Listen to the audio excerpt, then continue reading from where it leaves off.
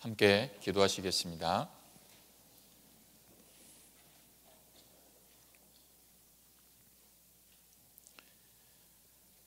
거룩하고 자비로우신 아버지 하나님 감사합니다. 죄로 말미암아 영원히 심판받고 지옥 갈 수밖에 없던 저희들을 구원해 주시고 또 주의 거룩한 교회를 통해 늘 하나님의 말씀을 공급해 주시고 우리의 삶을 인도해 주심을 감사드립니다. 부족한 저희를 통해 거룩한 뜻을 이루기를 원하시는 하나님, 우리 각 사람이 주님 앞에 합당한 그릇으로 예비될 수 있도록 도와주시옵소서. 우리 안에 합당치 못한 것들 일깨워 주시고 버릴 수 있게 인도해 주시옵소서. 우리 마음속에 있는 탐욕과 또 방탕과 교만한 마음을 버리게 도와주시고 주님 앞에 늘 지족하고 또 감사하고 겸손한 마음으로 살아갈 수 있도록 도와주시옵소서. 우리의 눈이 세상 허탄한 것을 바라보지 않게 도와주시고 우리의 손과 발이 게으름으로 말미암아 주의 일이 지체되지 않도록 도와주시옵소서. 우리가 만나는 모든 사람들을 주의 사랑을 가지고 대할 수 있게 하여 주시고 혹 서로의 허물이 보일지라도 주의 사랑으로 서로 용서하고 또 용납할 수 있도록 인도해 주시옵소서. 우리를 통해 이뤄진 영혼들을 구원하기를 기뻐하시는 하나님, 우리 각 사람이 주님께서 맡겨주신 그 사명을 잘 감당할 수 있도록 하나님의 지혜와 또 사랑과 능력을 허락하여 주시옵소서. 오늘 주일을 맞이해서 또 이렇게 한자리에 모였습니다. 이곳에 나올 때에는 어떤 형편 가운데 나왔든지 주님이 주시는 말씀의 교훈을 통해서 위로와 힘을 얻을 수 있게 도와주시고 또 마땅히 이 자리에 함께해야 함에도 여러 가지 형편으로 함께하지 못한 사랑하는 형제 자매님들, 혹 병중에 계신 분들, 핍박과 고난 중에 있는 분들 일일이 기억해 주시고 다음에는 그 모든 어려움을 이기고 또 이 자리에 밝은 얼굴로 함께할 수 있도록 도와주시옵소서. 전국 어려운 지역에서 또 해외에서 복음을 위해 수고하시는 주의 귀한 일꾼들 또 선교사님들 그 가정을 지켜주시고 그곳에서 하나님의 말씀을 전하시고 교회를 세우는 데 필요한 모든 것을 더하여 주시옵소서. 이 말씀 시간의 시종을 하나님께 부탁드립니다. 저희를 사랑하시고 죄악 가운데서 구원하여 주신 예수님 이름으로 기도드립니다. 아멘. 사도행전 2장 말씀을 같이 찾겠습니다. 신약성경 사도행전 2장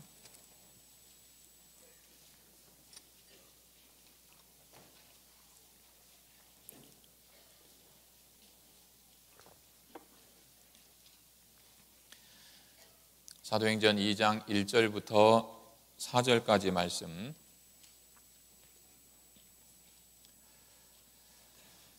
찾으셨으면 천천히 같이 읽겠습니다.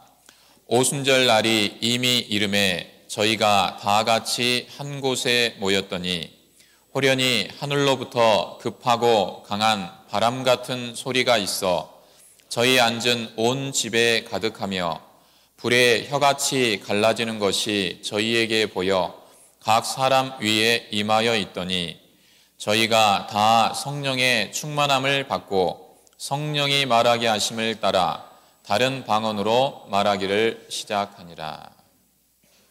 주님 안에서 평안하셨습니까? 2019년이 시작된 지 엊그제 같은데 벌써 1사분기가 지나고 4월 중순입니다. 참 시간이 빠르죠? 올 한 해 처음 시작하시면서 하나님 앞에 서원하고 계획하셨던 많은 일들이 있으실 텐데요. 어떻게 한 해 지금 1사분기가 지나갔는데 계획하신 대로 잘 진행되고 계신지 모르겠습니다.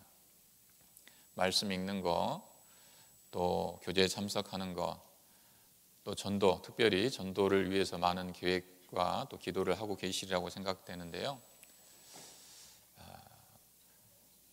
잘 진행되고 계신 분 감사하지만 또 여러 계획에도 불구하고 생각대로 잘 진행되지 못하는 분도 혹 계시리라고 생각합니다.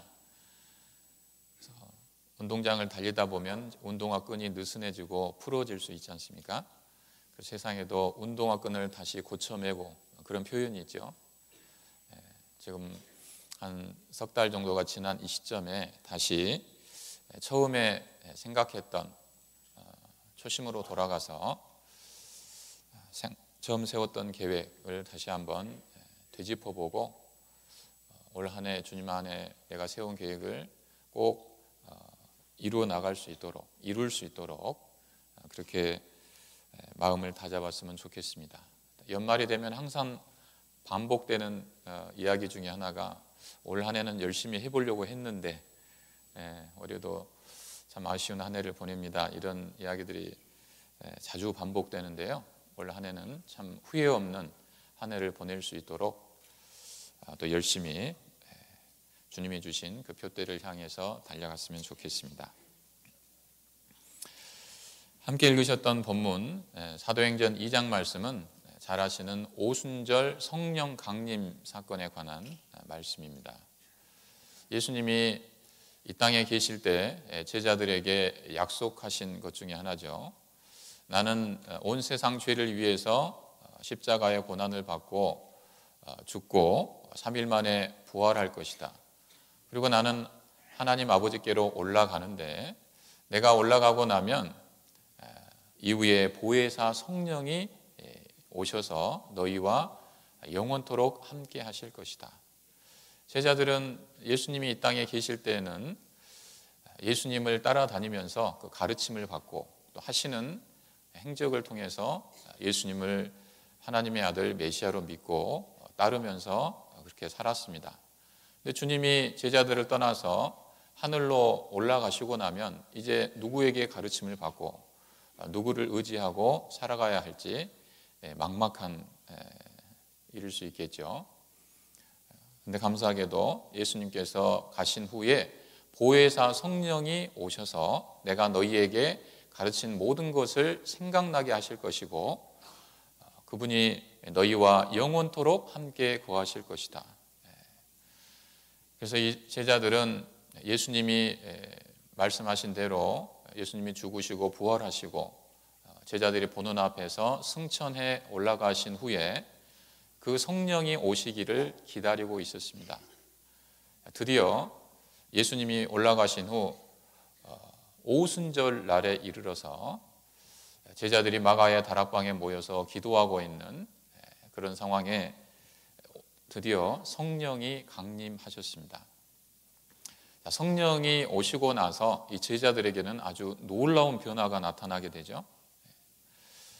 이 사도들이 성령을 받은 이후에 하나님의 말씀을 선포하기 시작하는데 아주 기적이 일어났습니다. 이 사도들은 한 번도 해외에 나가서 살아본 경험이라든지 특별히 외국어를 공부했다든지 그런 경험이 없는 사람들인데 베드로가 하나님의 말씀을 선포하는데 그 당시에 오순절을 지키기 위해서 각 나라에 흩어져서 살고 있던 유대인들이 이스라엘 땅 예루살렘에 모여들어 있는 그런 상황이었습니다. 이 베드로가 하나님의 말씀을 히브리 말로 전했을 겁니다.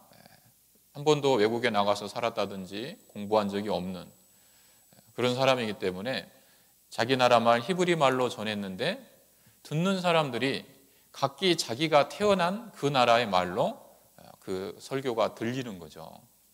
요즘처럼 무슨 동시 통역사가 있어서 중간에 통역을 해주는 것도 아닌데 자기 나라의 말로 그 설교가 들리는 거예요. 이 일이 어찌미냐? 저 사람은 갈릴리 어부 베드로가 아니냐? 근데 우리가 태어난 그곳의 말로 저 설교가 들리는 것이 이게 어찐 일이냐? 이건 기적이죠. 하나님께서 이 언어의 장벽을 뛰어넘어서 온 세상의 언어를 만드신 하나님 아닙니까?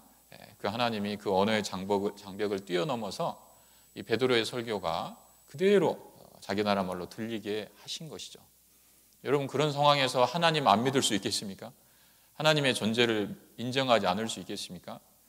그 당시 모여 있었던 수천 명의 사람들이 하나님의 존재를 인정하고 그 기적을 통해서 마음이 열리고 또 계속 전해지는 베드로의 설교를 통해 자기가 죄인인 것을 깨닫고 구원받는 엄청난 역사가 나타났습니다. 하루에 3천 명이 구원받는 아주 강력한 성령의 역사가 오순절 그날 일어났던 겁니다. 자, 성경에 이 성령이 역사하시는 이야기들을 곳곳에 이렇게 찾아 이렇게 보면요, 참으로 놀라운 일들이 많이 일어났었다라는 것을 알 수 있습니다. 특히 사도행전에 그런 내용들이 많이 기록이 되어 있죠.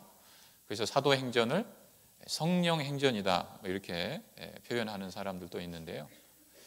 성령을 받은 사람 속에 얼마나 놀라운 일들이 일어나는지 성경을 읽어보면 우리가 그 하나님의 능력과 또 성령을 받은 사람 속에 일어나는 놀라운 능력에 대해서 더 많이 깨닫게 됩니다.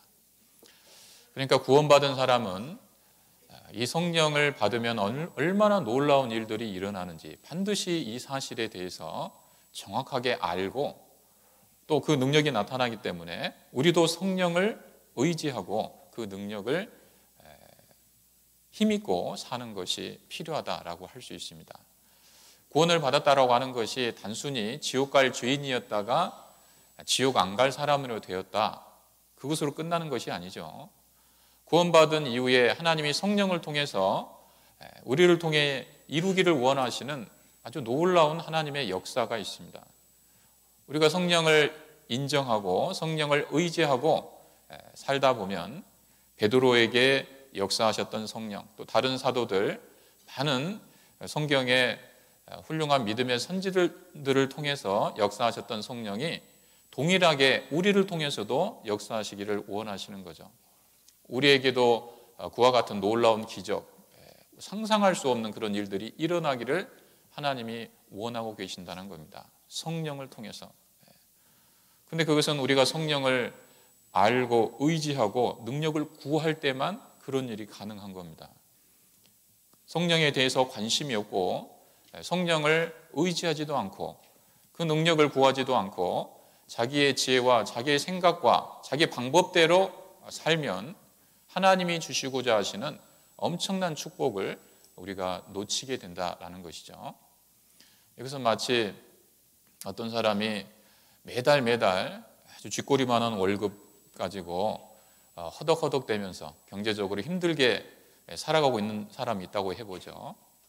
근데 그 사람이 원래 그렇게 힘들고 허덕대면서 살아야 될 사람이 아닌 겁니다. 왜냐하면 조상으로부터, 자기 윗대 조상으로부터 물려받은 한 수백억 대 재산이 있다고 해보죠. 수백억 대 재산이 있는 사람이에요. 근데 그것에 대해서 전혀 알지를 못하는 겁니다. 그러니까 매달 자기가 받는 그 월급이 들어오면 어떻습니까? 밀물처럼 들어왔다 썰물처럼 그냥 나가버리잖아요. 그러니까 없어진 잔고만 보면서 허탈해하면서 한 달을 또 보내지 않습니까? 그렇게 매달 통장을 붙들고 또는 마이너스 통장을 붙들고 그렇게 허덕대면서 살고 있다면 참으로 어리석은 사람이죠. 자기에게 있는 그 많은 재산을 가지고 남도 도와주면서 자기도 풍족하게 살고 그렇게 훨씬 더 여유 있게 살 수 있는데 그냥 자기 힘으로만 매달 허덕대면서 살고 있다면 참으로 어리석은 일이 아닐 수 없습니다. 구원받은 사람이 성령을 의지하지 않으면 이 사람보다 훨씬 더 어리석은 모습으로 신앙생활을 하는 것이라고 말할 수 있는 거죠. 성령 안에는 엄청난 능력이 있고 성령을 의지하는 사람 속에 하나님이 이루고자 하시는 정말 우리가 상상할 수 없는 놀라운 계획과 비밀이 담겨 있기 때문입니다. 그래서 하나님은 구원받은 사람이 성령에 대해서 잘 알기를 원하십니다. 그리고 매일매일 그 성령을 의지하고 그 능력을 공급받고 살기를 원하시는 거죠. 그래서 오늘 우리가 또 함께 생각해 보고자 하는 것은 바로 이 성령이 어떤 분인가, 또 우리가 성령의 능력을 의지하고 살기 위해서는 또 어떤 것들이 필요한가, 아무리 강조해도 지나침이 없는 이 성령에 대해서 함께 생각해 보고자 하는 겁니다. 자, 성령은 하나님의 영, 영은 살과 뼈가 없을 때 그러죠. 눈에 잘 보이지 않습니다. 그래서 성령이 어떤 존재인지에 대해서 우리가 쉽게 알기가 어려운 거죠. 그래서 하나님은 우리의 연약함을 잘 아시기 때문에 이 성령을 우리에게 잘 설명해 주시기 위해서 이미 평소에 우리가 잘 알고 익숙한 그런 이 주변에서 익숙한 것들을 통해서 이 성령을 비유해 주셨습니다. 오순절날 제자들에게 임한 이 성령도 그냥 단순히 성령이 제자들에게 임하셨다 이렇게도 말씀하실 수도 있는데 이 성령이 어떤 모습인지 무엇과도 같고 무엇과도 같고 계속 어떤 비유를 통해서 이 성령을 자세히 설명하고 계십니다.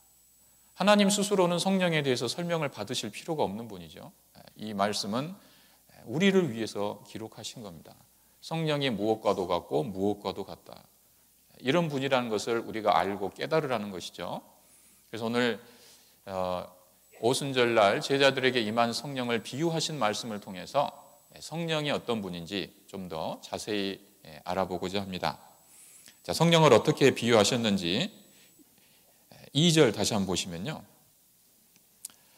호련히 하늘로부터 급하고 강한 바람 같은 소리가 있어 저희 앉은 온 집에 가득하며 그랬죠. 첫 번째 이 성령을 무엇에 비유하셨냐면 바람에 비유하셨습니다. 바람. 성령은 바람 같은 분이다 라는 것이죠. 근데 바람인데 보통 바람이 아닙니다. 급하고 강한 바람. 첫 번째 성령은 강한 바람과 같은 분이다 라는 거죠. 그리고 두 번째 성령은 급한 바람 같은 분이다 라는 겁니다. 자, 이런 내용들이 무엇을 의미하는지 구체적으로 무엇을 의미하는지에 대해서 같이 생각해 보고자 하는 겁니다. 그 다음에 또 성령을 뭐라고 비유하셨냐면 3절에 불의 혀같이 갈라지는 것이 저희에게 보여 각 사람 위에 임하여 있더니 성령은 불과 같다라고 말씀하신 거죠. 우리가 아주 익숙하게 듣는 비유죠. 불 같은 성령. 성령은 바람 같고 불 같다. 불은 여러 가지 또 특징이 있잖아요. 추운 겨울에 불 가까이 가면 따뜻하죠. 꽁꽁 얼어붙은 것도 사르르 녹이는 그런 힘이 불 속에 있습니다. 또한 불은 맹렬하게 타오르는 불은 어떤 것도 그 진행을 막기가 어렵죠. 큰 산도 아주 큰 장애물도 세차게 타오르는 불길의 진행을 막기가 어려운 겁니다. 그 불 속에 들어가는 모든 것들을 잿더미로 만들어 버리고 계속해서 전진하는 그것이 이제 불의 속성인데 오늘 이 바람 같고 불 같다라고 하는 이 성령의 비유에 대해서 어떤 내용들인지 신앙적으로 어떤 교훈들이 있는지 같이 생각해 보겠습니다. 첫 번째 성령은 강한 바람 같다 그랬죠. 강한 바람. 성령을 강한 바람 같다라고 말씀하신 것은 성령을 받은 사람 속에 나타나는 아주 강력한 역사를 비유하고자 하신 말씀입니다. 성령을 받으면 사람이 하나님의 그 성령의 강한 역사를 통해서 그 이전과는 전혀 다른 사람으로 그 삶이 바뀌는 것을 우리가 자주 얼마든지 볼 수 있습니다. 왜냐하면 성령은 강한 바람이기 때문이죠. 강한 바람은 지나가는 흔적을 남기죠. 바람이 지나가기 전과 지나간 후 그 차이가 분명하게 구분이 됩니다. 여름철에 강한 태풍 같은 것이 불면요, 바람이 지나가기 전에 멀쩡했던 그 간판 같은 것이 떨어져 나가서 뒹굴기도 하고 큰 가로수가 뿌리채 뽑혀가지고 또 넘어지기도 하고 강한 바람이 지나간 곳에는 반드시 그 흔적이 남는 겁니다. 마찬가지로 성령을 받은 사람은 그 이전과 그 이후가 성령이 지나간 내 삶 속에 성령의 바람이 분 그 흔적을 분명히 찾아볼 수 있게 된다는 거죠. 예수님이 승천하실 때 제자들에게 하신 말씀이 있습니다. 오직 성령이 너희에게 임하시면 너희가 무엇을 받고 옵니까? 권능을 받고 그랬잖아요. 이 권능이라고 하는 말이 원어를 찾아보면요, 헬라어로 디나미스라고 기록이 되어 있습니다. 디나미스란 말은 어떤 의미냐면, 여러분 산에 큰 바위를 폭파시킬 때 쓰는 폭약이 있죠. 그걸 뭐라고 그러죠? 다이너마이트라고 하잖아요.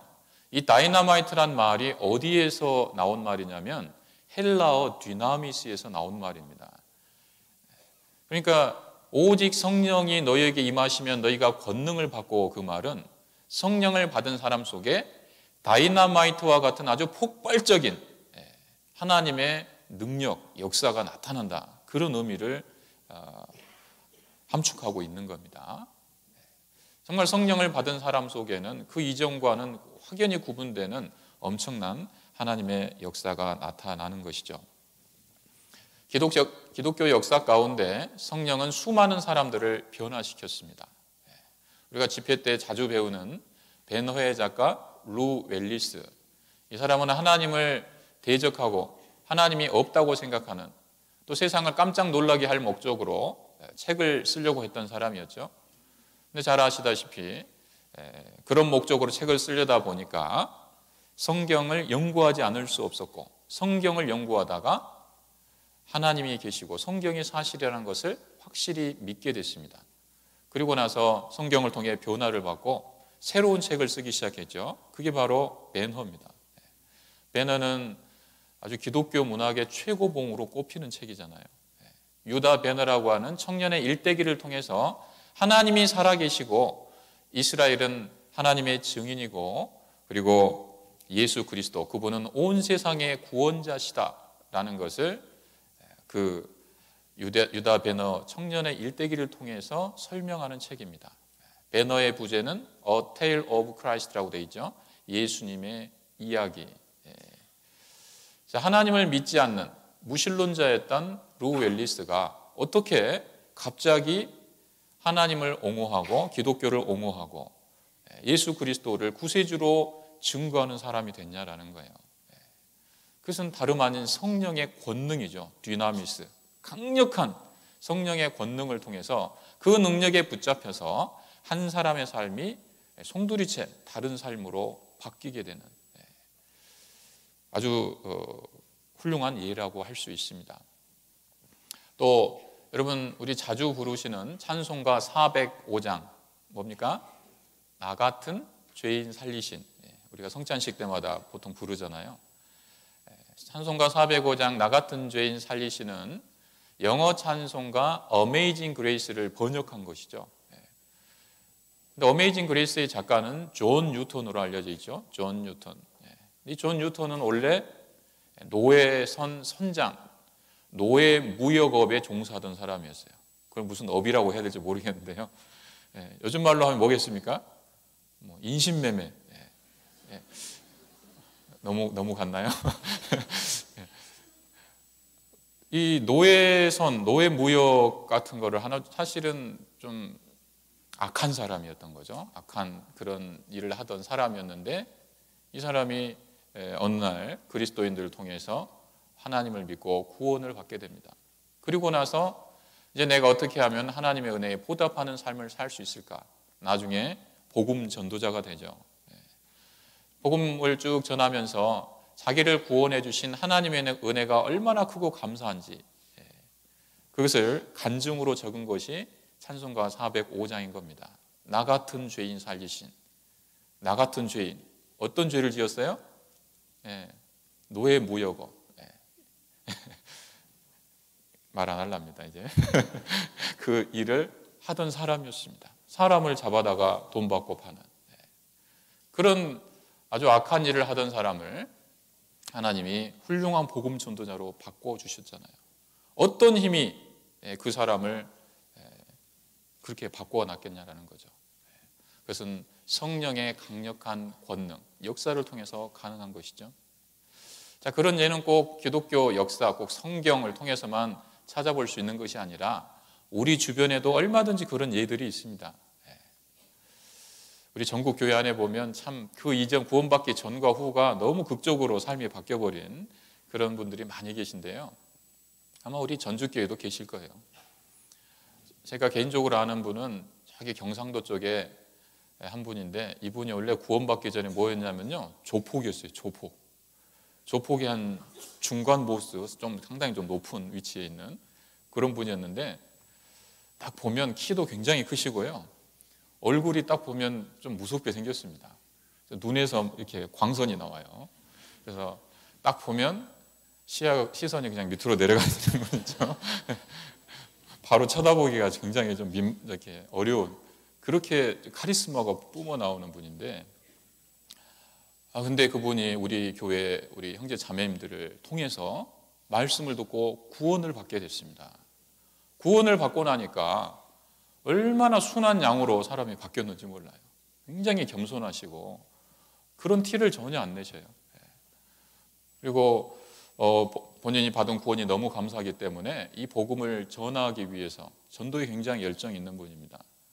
많은 주변의 사람들을 하나님 말씀 듣게 인도하셨는데, 원래 그렇게 좀 험한 세월을 살아오시다 보니까 주변에 아는 분들이 주로 다 이제 그런 계통에 있는 분들이에요. 그래서 사람들을 한 명씩 데려오시는데, 데려오는 분들도 참 가관인 경우가 많았습니다. 저런 분이 왔다, 저런 분이 와서 말씀을 듣고 있는 것 자체가 참 놀랍다는 생각이 들었습니다. 한 분 한 분 시내 가다가 동생들 야, 너 이리 와봐, 다음 주에 우리 교회 전도 집회 있으니까 와서 들어봐라. 그럼요, 다음 주에 와서 앉아서 듣는 거 이렇게 정자세 하고. 참 놀라운 모습이었는데요. 어떤 힘이 사람을 저렇게 바꾸어 놓을 수 있을까? 돈 몇 푼 주어준다고, 어떤 자리를 주겠다고, 그렇게 해서 사람이 그렇게 바뀌겠습니까? 어림도 없죠. 정말 하나님의 능력, 성령의 능력은 참으로 놀랍다라는 것을 생각하게 됐습니다. 또 전라도 쪽에 어떤 분은요, 구원받고 난 뒤에 아주 짧은 시간에 가족들이 말씀을 많이 듣고 구원을 받으셨어요. 제가 알기로는 한 2, 3년 내에 친가, 본가, 외가 할 것 없이요, 많은 분들이 하나님의 말씀을 듣고 구원을 받았습니다. 근데 이분이 전도를 열정적으로 해가지고 그렇게 됐다기보다는요, 이분의 삶이 워낙 극적으로 바뀌어버린 겁니다. 그것 때문에 주변 사람들이 도대체 뭘 듣고 와서 사람이 이렇게 바뀌었냐, 그 원인, 그 이유를 알고 싶어 했던 거죠. 이분이 원래 구원받기 전에 술, 담배 아주 쪄들여서 살던 분이에요. 얼마나 술, 담배를 많이 하셨던지, 그때 이제 구원 받으셨을 때 40대 후반, 50대 초반 이때 구원 받으셨는데, 고등학교 때부터 담배를 하루에 2갑씩 피셨다던가요. 수십 년간. 그리고 술도 얼마나 많이 드셨던지 몸이 다 망가져가지고 병원에 수술도 하시고. 그래서 의사가 이제 또 이 문제 가지고 이제 충격을 주려고요. 다시 이제 술 못 먹게 하려고. 이 문제 가지고 또 저 찾아오시면 그때는 돌아가시는 줄 아세요. 아주 이제 강력하게 이야기를 한 겁니다. 근데 참 술, 담배 끊기가 어렵잖아요, 사람이. 이분이 의사한테 그렇게 이야기를 듣고도 퇴원하는 날 그 친구분들이 문제예요, 친구분들이. 그 술 친구들이 찾아와가지고, 야, 그 병원에서 수술하느라고 고생 많았다고. 오늘 퇴원 기념으로 딱 이렇게 된 겁니다. 저기 그 고깃배 하나 예약해놨으니까 낚시해가지고 한잔하러 가자고. 거길 또 따라가셨어요. 하여튼 주변의 가족들도 혀를 내두를 만큼 술, 담배 평생 그렇게 하던 분이었는데, 이분이 구원을 딱 받고요, 가족의 이제 전도로 구원을 하는 말씀을 들었는데, 월, 화, 수, 목, 금 토요일 날 말씀 딱 듣고 구원을 받았어요. 일주일 딱 듣고요. 아주 놀라운 일이 벌어졌습니다. 그리고 토요일 말씀 딱 듣고 그날 기분 좋다고 담배 한번 딱 피셨어요. 그리고는 그날부로 담배, 그 다음에 이제 구원받은 사람의 생활에 대해서 배우잖아요. 그러니까 하나님이 그런 거 싫어하신다는 걸 딱 배우니까 그날부로 담배를 딱 끊어버렸어요. 술도 마찬가지고. 그러니까 처음에는 가족 주변에 이제 사람들이, 에이, 저거 또 얼마나 가는가 보자. 생활을 아니까. 근데 한 달이 지나, 석 달이 지나, 6개월 지나 전혀 딱 변화된 그 삶을 그대로 유지하는 겁니다. 신기하잖아요. 의사가 죽는다고 해도 못 끊던 술을 딱 끊어버린 거예요. 너무 신기해가지고 왜 저렇게 됐냐, 왜 저렇게 술, 담배를 끊을 수 있게 됐냐 봤더니 교회 가서 무슨 말씀을 들었다는 거예요. 무슨 말씀을 들었길래 사람이 저렇게 갑자기 바뀌냐.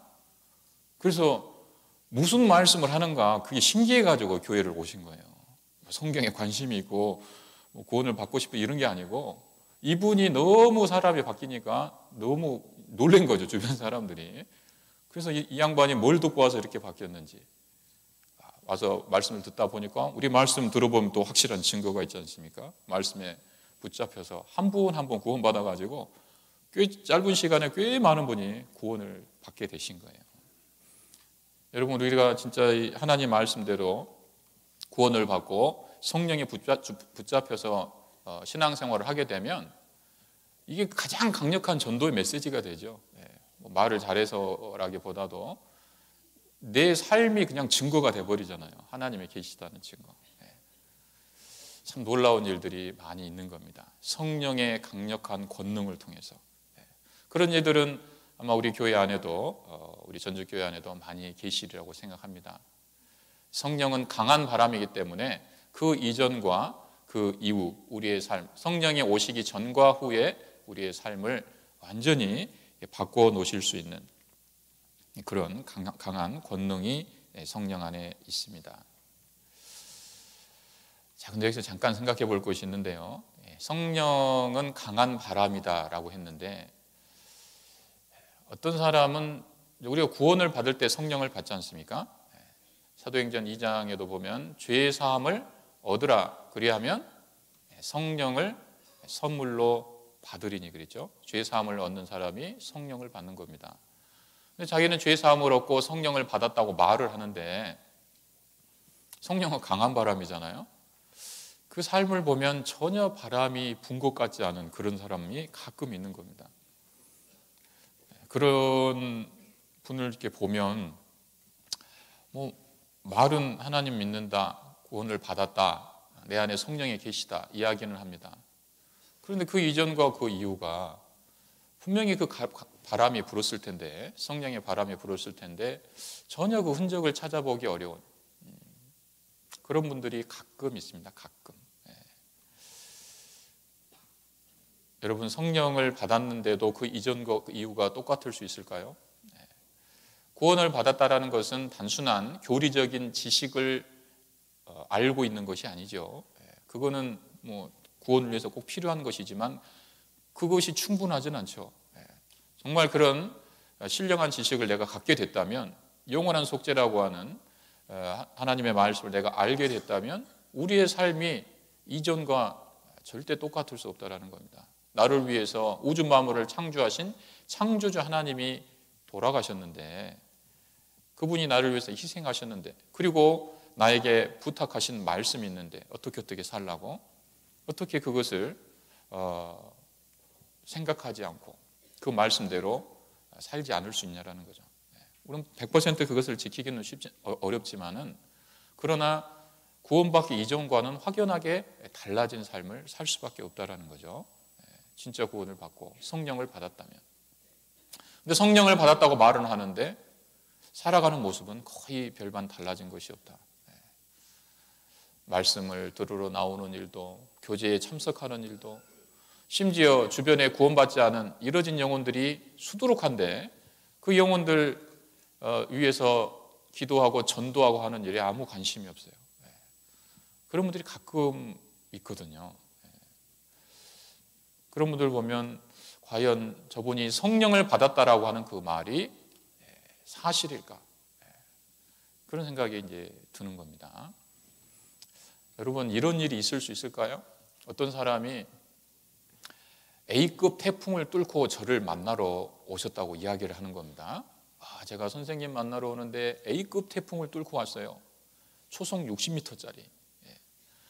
그런데 이분이 그렇게 말씀을 하시는데 가만 보니까 우산을 쓰고 오셨는데 우산이 멀쩡해요. 그리고 옷을 입고 오셨는데 옷에 비 한 방울 안 젖었습니다. 그러면서 제가 A급 태풍을 뚫고 왔어요. 여러분, 그 말이 사실일까요? 거짓일까요? 그 말을 믿으시겠습니까? 60m짜리 바람을 뚫고 왔는데 우산이 멀쩡할 수가 있어요? 옷에 비 한 방울 안 젖을 수 있어요? 그건 불가능하잖아요. 에이, 어떻게 그럴 수가 있습니까? 금방 그렇게 이야기하겠죠. 여러분, A급 태풍을 비 한 방울 안 젖고 우산을 멀쩡한 채로 사람을 만나는 게 불가능하다면 강한 바람과 같은 성령을 아무런 삶의 변화 없이 만났다고 이야기하는 거, 여러분 그게 정말 진실한 이야기겠습니까? 이상하잖아요. 성령을 강한 바람이라고 했을 때 여기 우리 세상에서 부는 무슨 센 바람, 뭐 태풍 이런 바람이겠어요? 우주 만물을 창조하신 창조주신데 정말 상상할 수 없는 엄청난 권능 아니겠습니까? 근데 그 이전과 이유는 이유가 같다면 이거는 이상한 일이라는 거죠.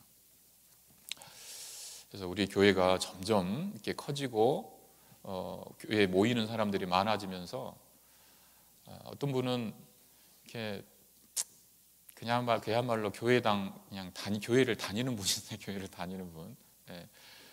주일날 딱 보면은 누군지 잘 모르는 분은 가끔 있고 누군지 구역에도 소속이 안 돼 있고 어떤 부서에도 소속이 안 돼 있고 그냥 왔다 갔다만 하는 그런 분들이 가끔 계시더라고요.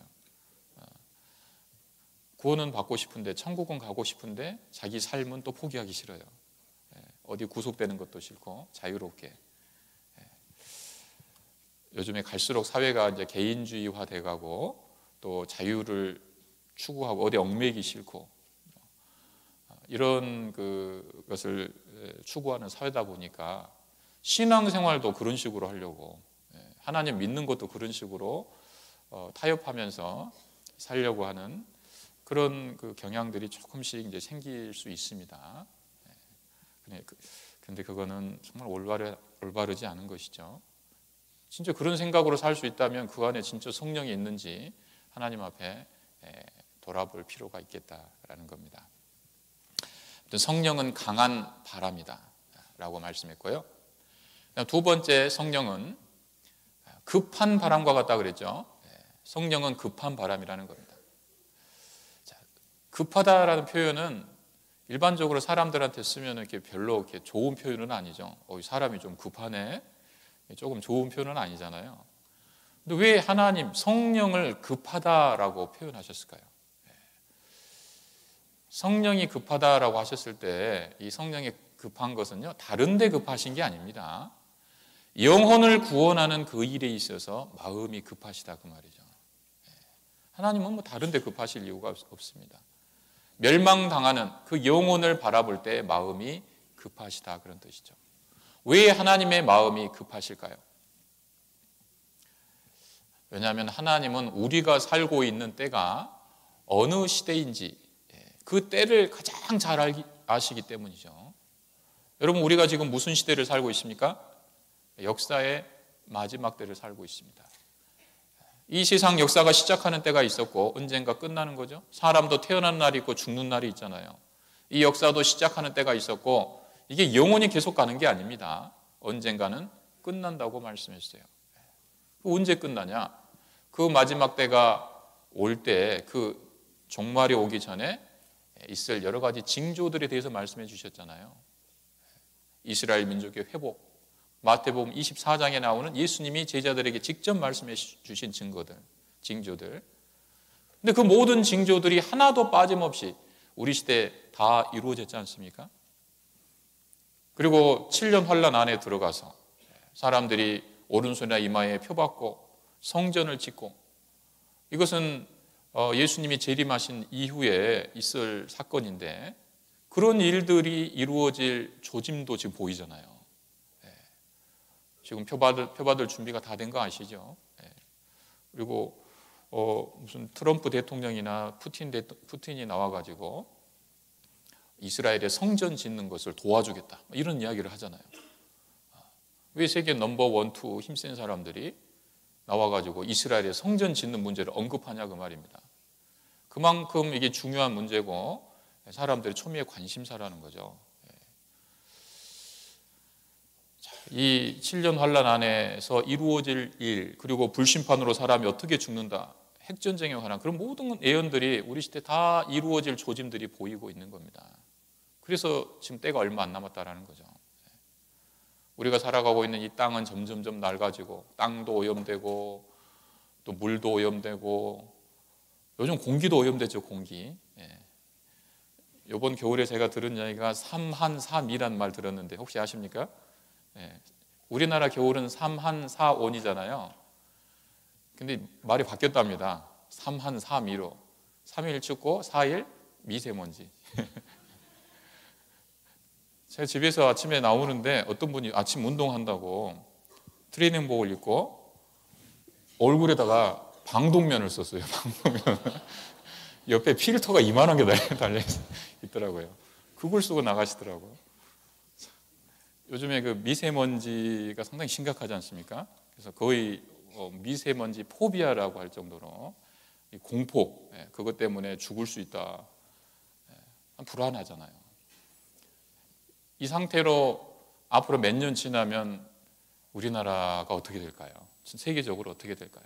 지구 온난화라든지 뭐 공기가 나빠지는 거라든지, 요즘 플라스틱 때문에 해양이 다 오염돼 가지고 바다 물고기들, 뭐 아주 해양 그 생물들이 아주 심각한 멸종 위기에 놓여 있는 거 아시죠?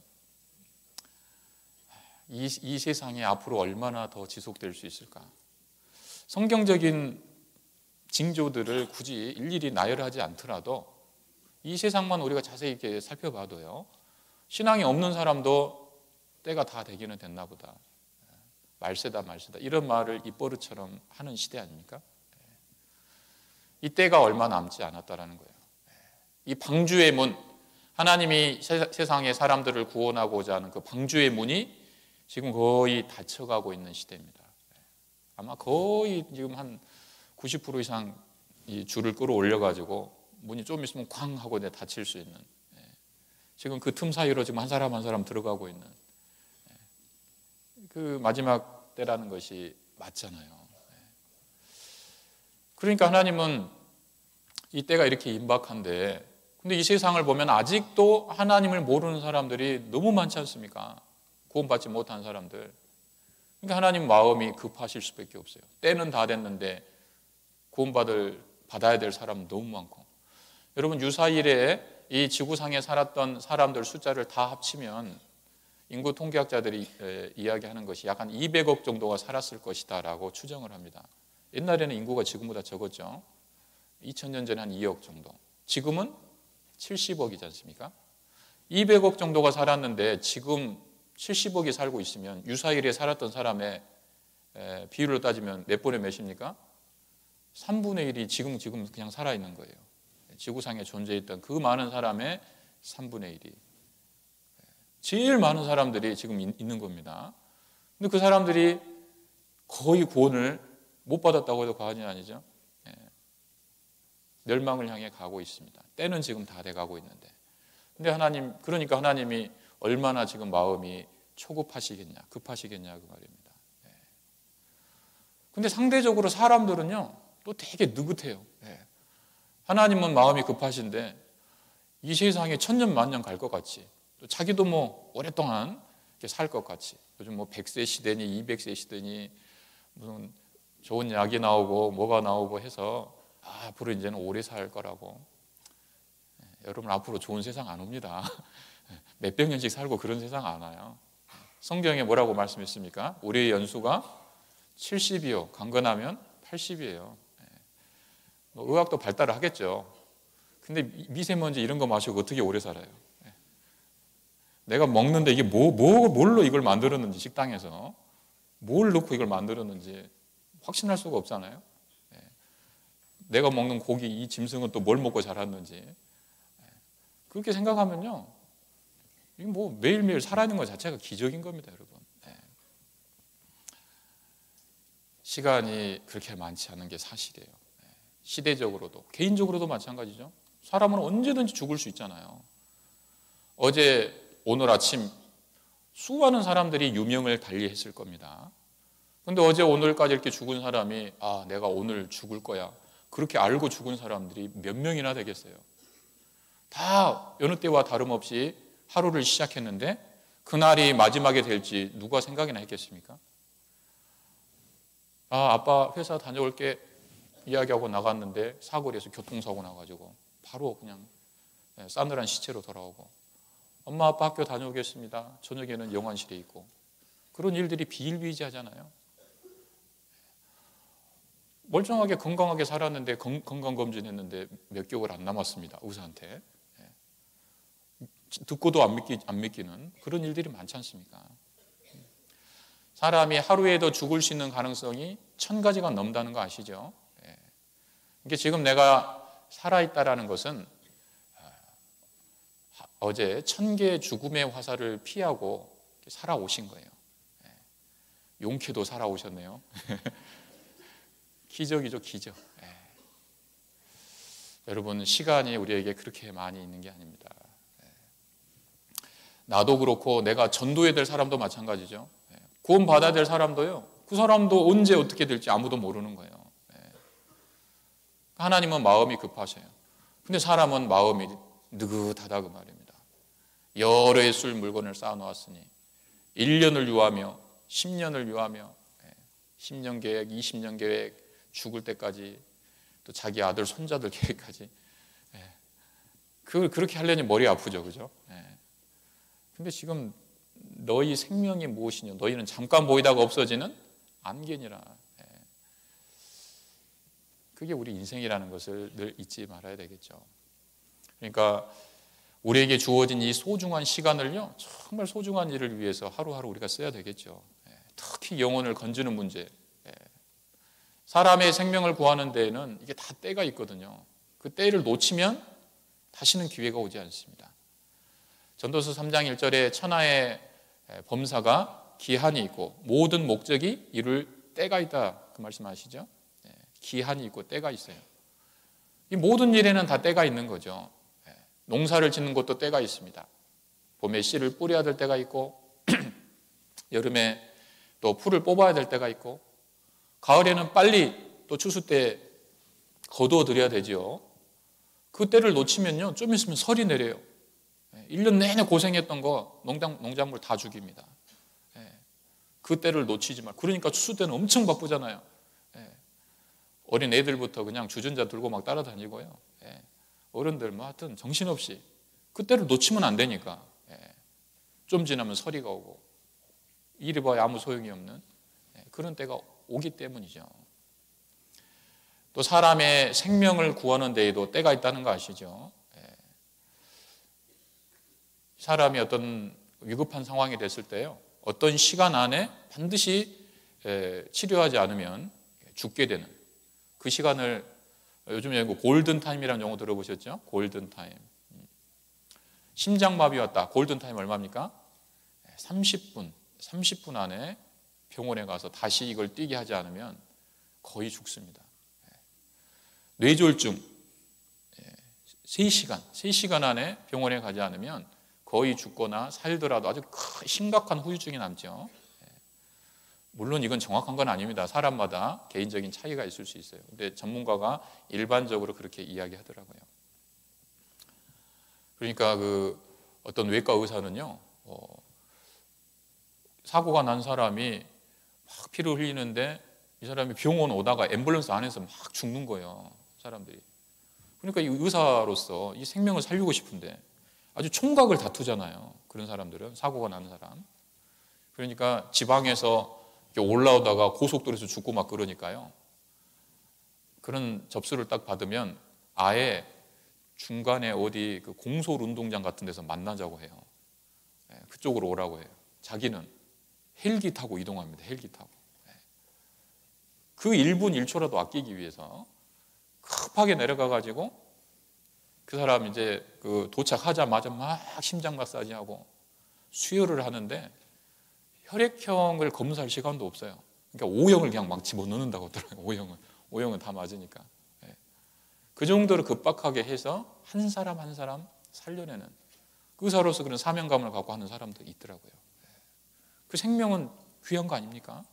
그 생명 한 사람 살릴 수 있다면, 내가 1분 1초를 아껴서 한 사람 살릴 수 있다면 내가 기꺼이 그 수고를 하겠다.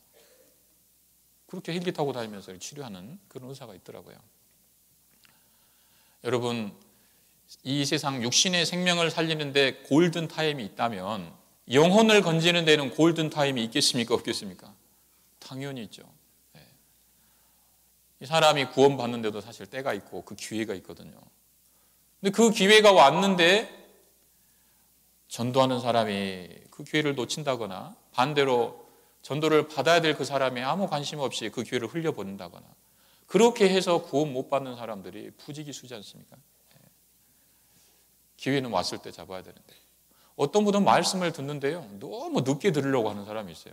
계속 미루고 하다가 계속 구원받은 분이 기도 부탁을 하는데 안 들으려고 그래요. 근데 언제 말씀 듣냐면 결국은 중환자실에 누워서 말씀 들어요. 그런 분 가끔 제가 봤거든요.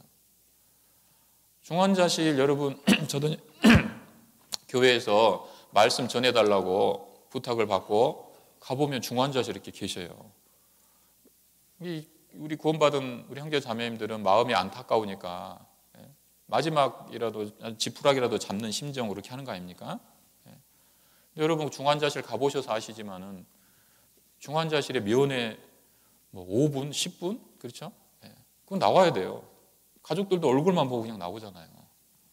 거기 가서 무슨 말씀을 전합니까? 어떻게 전해야 되죠? 거기서는요 딱 들어가면 성경을 왜 배워야 되는가? 하나님은 참으로 살아계시는가? 이렇게 할 수가 없잖아요. 그냥 막 선포하는 거예요. 선생님, 하나님이 계십니다. 세상을 만드신 하나님이 계십니다. 그리고 사람은 죽음으로 끝이 아닙니다. 죽으면 천국이 있고 지옥이 있어요. 죄 있는 사람은 지옥 갑니다. 선생님 죄 있으시잖아요. 근데 감사하게도 이 세상을 만드신 하나님이 선생님의 죄값을 갚기 위해서 대신 죽으셨습니다. 그거 믿으셔야 됩니다. 안 믿으면 다 지옥 가요. 믿으세요. 이게 뭐예요? 선포. 말씀을 뭐 차근차근 이렇게 뭐 증명하고 이렇게 복음을 전하는 것이 아니라 그냥 막 선포하는 거죠. 그래도 5분 다 가버려 그냥. 그리고 이거 믿으세요. 믿어지시면 손가락 이렇게 한 번만 해보세요. 이거 안 돼요, 안 돼. 그분이 눈 한 번만 깜짝거려 보실래요? 안 됩니다. 이분이 이 말씀을 받아들였는지 안 받아들였는지 확인할 방법도 없어요. 그냥 막 전하고 나와요. 가족들은 신락 같은 희망이라도 잡으려고 그 말씀할 때 조금 이렇게 표정이 밝아지는 것 같았다고. 물론 그 마음이 얼마나 안타까우면. 근데 그게 진짜 받아들인 건지 안 받아들인 건지 아무도 몰라요, 사실은. 그러고 나면은 저도 참 마음이 씁쓸할 때가 있습니다. 전하긴 전했는데, 좀 빨리 좀 듣지. 조금만 빨리 들었으면. 구원받는데 시간이 많이 걸리는 게 아니지 않습니까? 한 이틀, 뭐 3일, 한 이틀만 해도 돼요, 이틀. 어르신들이요. 아침 먹고, 오전에 한 번 전하고, 점심 먹고 또 전하고, 또 오전에 전하고, 이렇게 하면은요, 한 이틀만 해도 구원받는 분들 봤어요. 지금도 충교 수양회 때 그렇게 구원받는 분 많잖아요. 주말 이용해가지고. 그 정도만 관심을 갖고 말씀 들으려고 하면 하나님이 구원을 쉽게 해놓으셨잖아요. 어렵게 해놓은 게 아니잖아요. 근데 그거를 안 듣고 미루고 해가지고 결국은 저렇게 받았는지 안 받았는지 확인도 안 되는 저런 상태로 저렇게 듣고 가냐. 참 너무 안타까울 때가 있습니다. 너무 늦게 전하면 안 되겠죠. 물론 이제 그분이 제일 큰 문제죠. 자기가 안 들으려고 하니까 그런 건데 혹 우리의 게으름으로 말미암아 그런 상황이 벌어졌다면 하나님 앞에 큰 책망을 받겠죠. 어떤 분은 그런 기회가 왔는데도 이번에도 지금 충계하고 있는데 제가 그 수양회에 오면 항상 생각나는 분이 한 분 있어요. 이 친정 아버지를 전도했던 그 자매님인데 저는 어느 교회 자매님인지 모르는 분입니다. 근데 제가 은정에 그 소망관 지금 이제 재건축하고 있지만 거기 상담 장소에서 상담을 하고 있었어요. 말씀 시작한 지 한 5분밖에 안 됐습니다. 그리고 거기 이제 딱 상담 준비를 하고 있는데 말씀 시작한 지 5분도 안 돼서 어머니의 자매님 한 분이 나오셨어요. 또 얼굴을 보니까 얼굴이 막 펄게 가지고 굉장히 뭔가 이렇게 불안한 그런 모습으로 나오신 겁니다. 왜 그러세요? 일단 이렇게 된 겁니다. 이분이 작년에 친정 아버지를 수양회에 모시고 오셨어요. 근데 이 아버님이 얼마나 마음이 강팍한 분인지 몰라요. 수양회를 가자고 하면 오실 분이 아닙니다. 그래도 어디 좋은 데 놀러 가자고 해가지고 그렇게 해서 아버지를 버스에 태워서 교회에서 이제 수양관까지 오신 거예요. 아버지는 기분 좋게 나오셨죠. 근데 버스에서 딱 내리니까 어딥니까? 공주 수양관이잖아요. 그때부터 난리가 난 거예요. 나를 이런 데다가 데려왔다고 막 교회에다가 데려왔다고 난리가 난 거예요. 그러면서 막 자기 딸을 막 삿대질하면서 막 니은 막 하면서 욕하고요. 이 자기 집에 간다고 안 보내주면 나 그냥 걸어서 간다고 막 하면서요. 막 아버님이 때를 쓰시는 거예요. 그래도 옆에 있는 우리 은장의 어르신들이 달라붙어가지고요. 좀 진정하시라고 여기 좋다고 여기 공기도 좋고 저기 매점도 있고 그러니까 좀 여기 좀만 지내다 가시자고 그냥 설득하고 달래고 해가지고요. 겨우겨우 이제 이분을 소망관 그 말씀 듣는 장소에 앉혀놨어요. 근데 속에서는 막 불이 나는 거예요. 이분이 지금 집에 가고 싶어가지고. 앞에 나와서 누가 뭐 강사님이 말씀을 하셔서 쳐다도 안 봅니다. 근데 수양에 가보면 그런 분이 한두 분이 아니에요. 수양에 가보면 굉장히 많습니다. 오죽하면 이제 자녀들이 그렇게 해서라도 말씀 듣게 하려고 모시고 오잖아요. 근데 그런 분들이 많이 계시기 때문에 강사님이 딱 나오셨는데 이 강사님도 아시죠? 그래서 그냥 막 전해가지고는 안 되잖아요. 어떻게라도 좀 마음을 좀 풀고 열실 수 있도록 말씀을 이렇게 시작한 겁니다. 아이고 어르신들 여기까지 오시느라고 얼마나 고생이 많으셨습니까? 여기 오신 분 중에는 평소에 성경에 관심이 있어서 오신 분도 계시겠지만은 옆에 있는 자녀가 하도 가보자고 해가지고 거짓말까지 해가지고 좋은 데 가자고 그렇게 속아서 오신 분도 계실 거라고. 하여튼 여기까지 오시느라고 너무 고생 많으셨습니다. 근데 오죽하면 여러분 자녀가 거짓말까지 해가지고 여기까지 모시고 왔겠냐고. 이 말씀이 너무 중요한 사실이 있기 때문에 어르신들 여기까지 모시고 온 겁니다. 죽은 사람 소원도 한번 들어준다는데 그 사랑하는 자식 소원 한번 들어준다고 생각하시고 이왕 이렇게 오셨으니까 말씀 한번 잘 들어보십시오. 이 말씀 잘 들으시면 구원받고 사람이 천국 가는 일이 있습니다. 좋은 일이 있을 거니까 자식 소원 들어주신다고 생각하시고 한번 잘 들어주세요. 이렇게 이제 시작한 거예요. 그러기나 말거나 이분은 쳐다도 안 봅니다. 이렇게. 그렇게 말씀을 하시고 나서 이 강사 목사님이 한마디를 더 덧붙이셨어요. 뭐라고 하셨냐면 여러분들 이번에 말씀 들으시면 구원을 받으실 수가 있는데 근데 어떤 분에게는 이번 기회가 마지막 기회가 될지도 모릅니다. 다 그 이야기를 하신 거예요. 이번 기회가 어떤 분에게는 마지막 기회가 될지도 모릅니다. 어르신들 그러잖아요, 진짜. 이번 수양회가 마지막일지 그런 분들 많습니다, 사실. 마지막일지 모릅니다. 다 그 이야기를 하신 거예요. 근데 역시 이 어른은 뭐 마지막이고 뭐고 관심 없어요. 이 옆에 따님이 아무리 아버지 저기 한 번만 쳐다보세요. 말씀 한번 좀 들어보세요. 막 주무르면서 안 돼요. 그냥 한 2시간 듣다가 도저히 안 돼가지고 밖으로 모시고 나왔어요. 상담을 붙였습니다. 그럼 이제 1대1로 하면 조금 더 들으실까 해서. 상담해도 소용없습니다. 딱 이렇게 앉아요. 목사님. 안 봐. 그리고 그냥 수시로 담배 피러 나가신다고 그러고. 상담 장소에서도 한 이틀 정도 또 씨름하신 거예요. 그리고는 이제 아버지가요, 밤에 잠도 안 주무시고 계속 따님 괴롭히고, 날 새면 나 간다. 너 나 차 안 태워주면 나 걸어갈 거라고 집까지. 경상도 사시는 분인데. 걸어간다고. 근데 아버님이 성격이 이게 불같은 분이라는 거예요. 그래서 결국은 그렇게 한 2, 3일 씨름하다가요. 아버님 그냥 가셨어요. 이제 고향으로. 수양이 끝나기도 전에. 당연히 이제 구원은 안 받으신 상태로 가셨습니다. 근데 이분이 평소에 지병이 있었거든요. 지병이.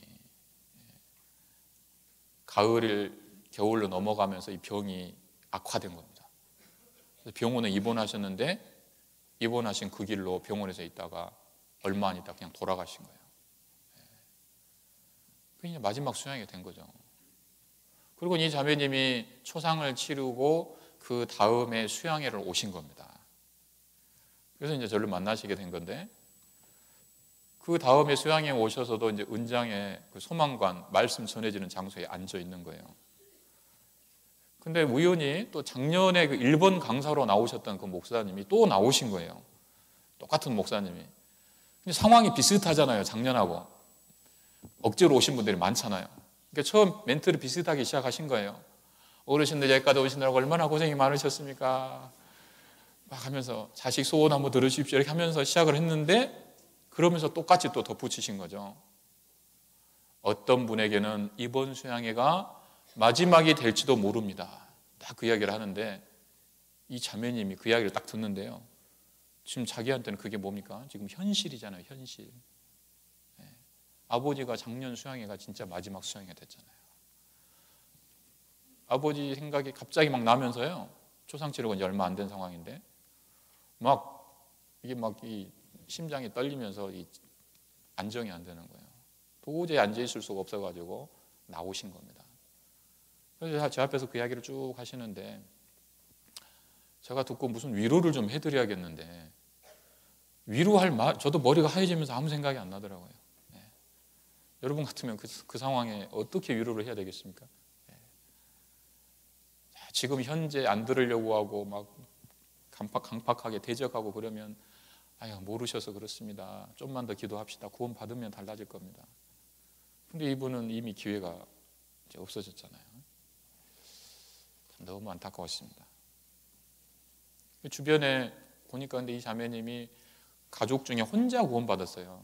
너무 참 핍박받으면서 그 어려운 가운데 신앙생활 하시는 분인데, 아버님은 그렇게 안타깝게 가셨지만은 다른 가족들, 또 어머니도 계시고 다른 가족들은 이런 불행한 일이 다시는 생기지 않도록 정말 더 많이 기도하고 꼭 전도합시다.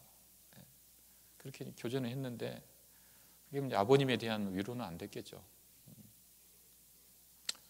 참 너무 안타까웠습니다. 참 다 때가 있는데요, 때가. 구원 받아야 될 사람도 때가 있고, 전도해야 되는 우리 입장에서도 진짜 때가 있다는 걸 절대 잊어서는 안 됩니다. 우리 아버지 그래도 지금 건강하시니까, 우리 어머니 건강하시니까 예수님 오시면 어떻게 해요? 또 때는 다 됐는데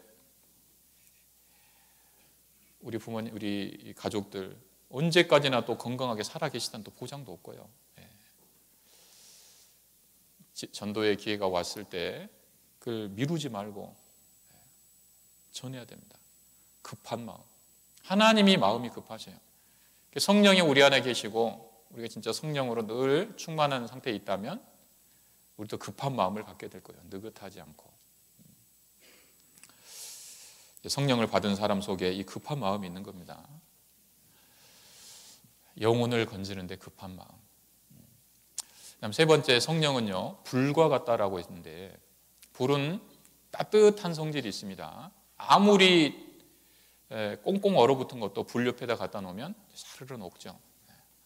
그것은 구원받은 사람, 성령을 받은 사람 속에 나타나는 따뜻한 그 사랑, 주변을 사람들을 사랑하는 그 모습을 상징하는 것이다라고 할 수 있습니다. 예수님은 우리에게 새 계명을 주셨죠. 새 계명을 주노니 너희는 서로 사랑하라는 겁니다. 성령을 받은 사람 속에 이 사랑이 나타납니다. 나는 뭐 구원받기 전에도 주변 사람들 잘 챙기고 많이 사랑했습니다. 하나님이 말씀하신 그 사랑은 우리가 인간적으로 말하는 일반적인 그런 사랑을 말하는 게 아니죠. 너희는 서로 사랑하라. 그 사랑이 어떤 사랑인지를 우리에게 설명해 주시기 위해서 바로 뒤에 설명을 해 주셨습니다. 너희는 서로 사랑하라 하면서 그 다음에 무슨 말씀이 나옵니까? 내가 너희를 사랑한 것 같이, 이렇게 되어 있잖아요. 우리에게 사랑하라고 하신 그 말씀은 일반적으로 인간적인, 감성적인 또 나한테 잘해주는 사람을 또 잘해주고, 이런 사랑을 말하는 게 아니죠. 예수님이 우리를 사랑하신 것처럼, 예수님이 우리를 어떻게 사랑하셨냐 그 말이에요. 예수님은 자기에게 잘해주는 사람, 또 감성적이고 인간적이고 그런 사랑을 하신 게 아니죠. 자신을 욕하고 비난하고 침뱉고 심지어 못 박아 죽이는 그런 사람들까지, 원수 같은 사람들까지 품고 사랑하는 그 사랑을 하셨죠. 죄인들을 사랑하셨잖아요. 그러면서 우리에게 똑같은 사랑을 하라고 말씀하신 겁니다. 우리 로마서 5장 보겠습니다.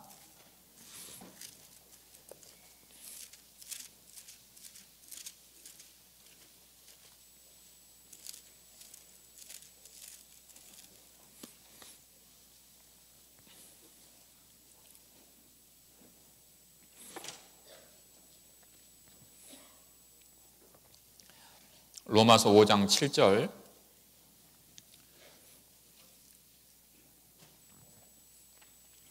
7절, 8절 같이 한번 읽어보실까요?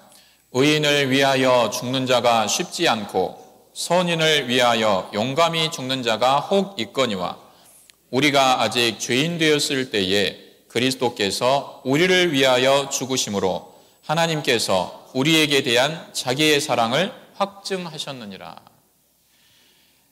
의인을 위하여 죽는 자가 쉽지 않고 선인을 위하여 용감히 죽는 자가 혹 있다. 이 세상에서도 물론 다른 사람을 위해서 죽는 사람들이 있죠. 어떤 명분을 위해서, 의로운 일을 위해서. 겨울철에 건물에 화재가 나면 소방관은 사람을 구하기 위해서 가끔 이렇게 죽기도 하잖아요. 순직하는 사람들이 있죠. 나라에 전쟁이 나면 군인들은 나라를 지키기 위해서 전쟁터에 나가서 또 장렬히 전사하는 사람도 있습니다.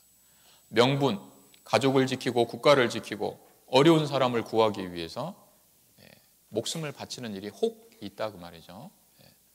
그러나 죄인을 위해서, 악한 사람을 위해서, 나에게 잘못하고 나를 괴롭게 한 그 사람들을 위해서 죽는 사람은 세상에는 그런 사람은 없습니다. 여기 도둑놈이 있고 깡패가 있고 인신매매범이 있는데 이 사람 지금 죽어야 되는데 당신이 대신 죽으세요. 내가 왜 죽습니까? 당신 말고 당신 아들을 대신 죽게 하세요. 더 안 되죠. 세상에는 그런 일을 할 사람 없습니다. 그러나 하나님이 우리를 위해서 어떤 사랑을 보여주셨냐 그 말이에요. 하나님은 죄인을 위해서 죽으셨습니다. 그 죄인들을 위해서 독생자 예수 그리스도를 보내셨습니다. 대신 죽도록. 그 사랑을 하신 거예요. 그리고 우리에게 그런 사랑을 하라고 말씀하시는 겁니다. 내가 죄인들, 원수들, 나를 대적하고 괴롭히고 욕하는, 핍박하는 그 사람들을 포용하고 용납하고 용서하고 그렇게 한 것처럼 너희도 서로 사랑을 하는 거예요. 여러분, 그런 사랑하고 계십니까? 여러분 안에 그런 사랑이 있습니까? 여러분 지금까지 살아오시면서 여러분을 제일 괴롭게 한 분, 시어머니가 됐든지 모르겠습니다. 현재 남편이 됐든지 부인이 됐건 자식이 원수 같은 분도 있을 거예요.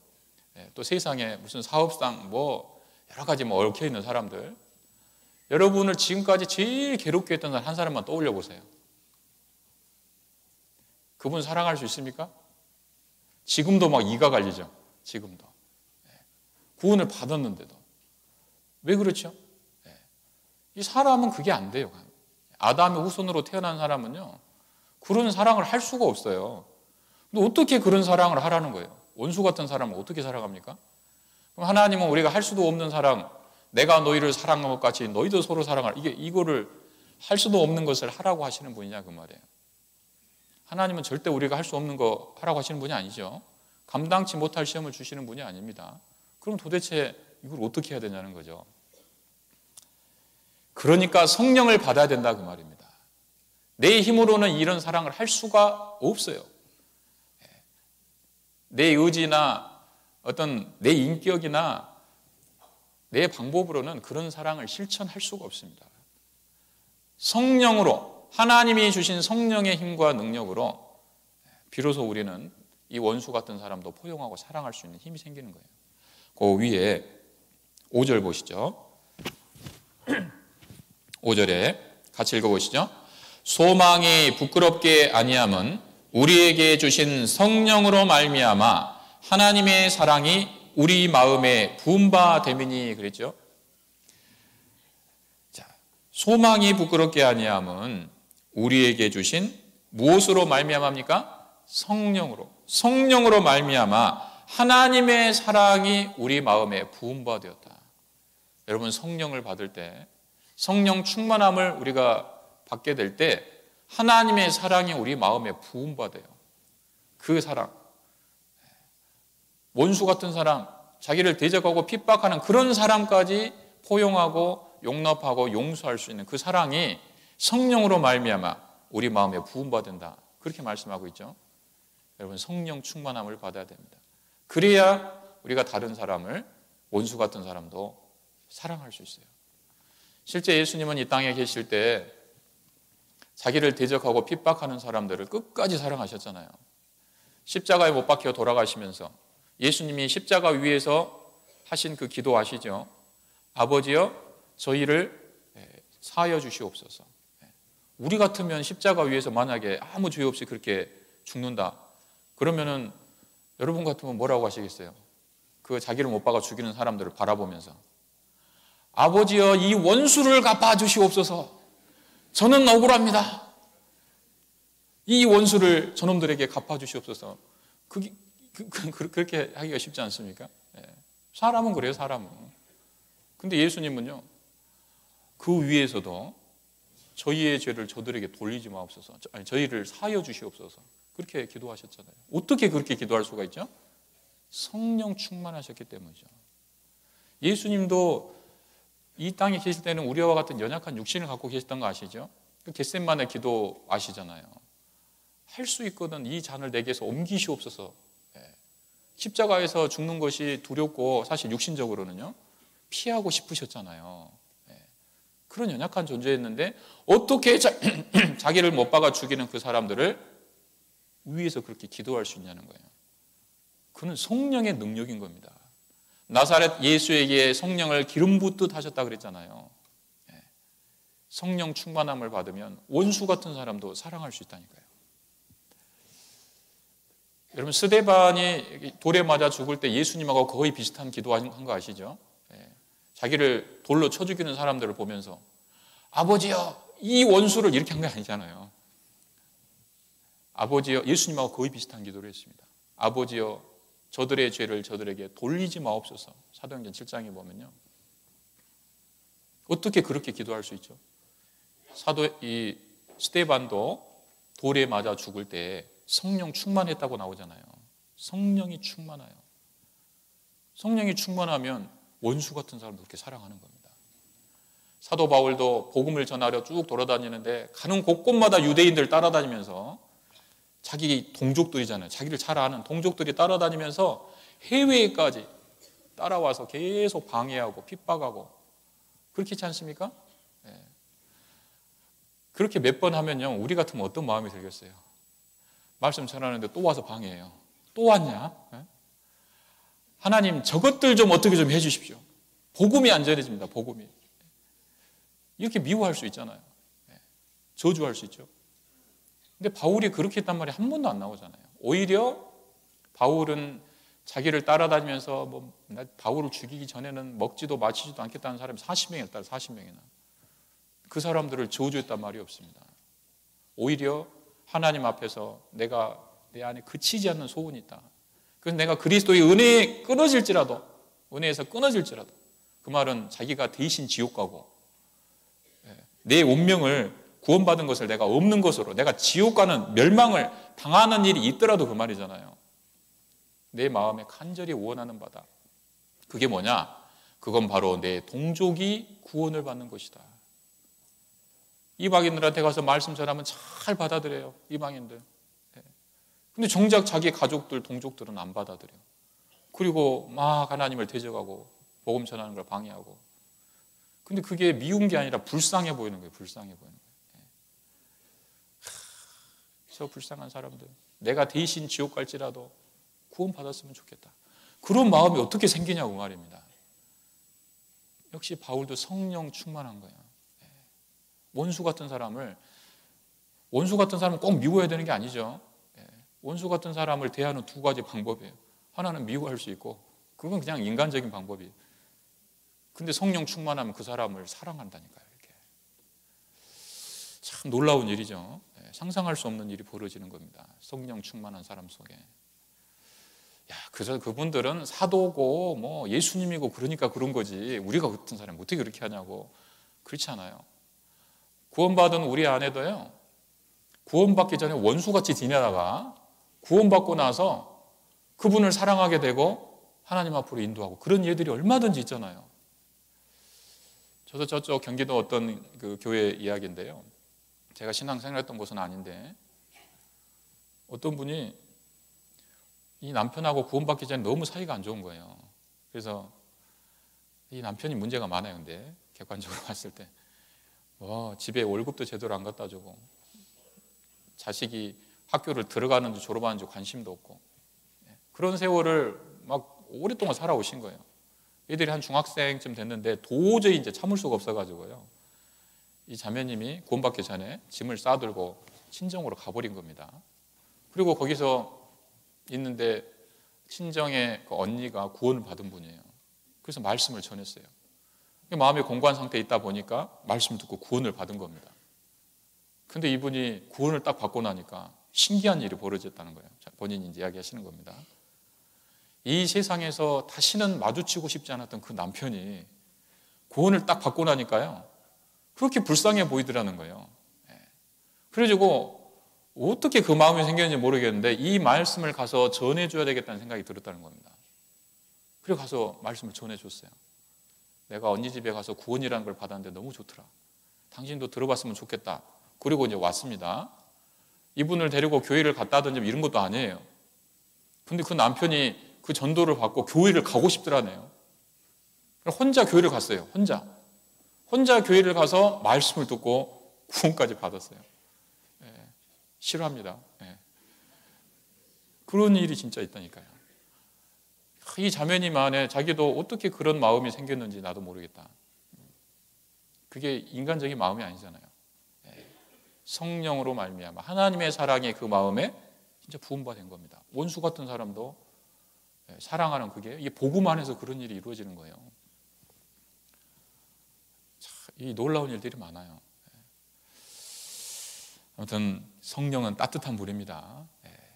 그리고 마지막으로 성령은요, 뜨거운 불이에요.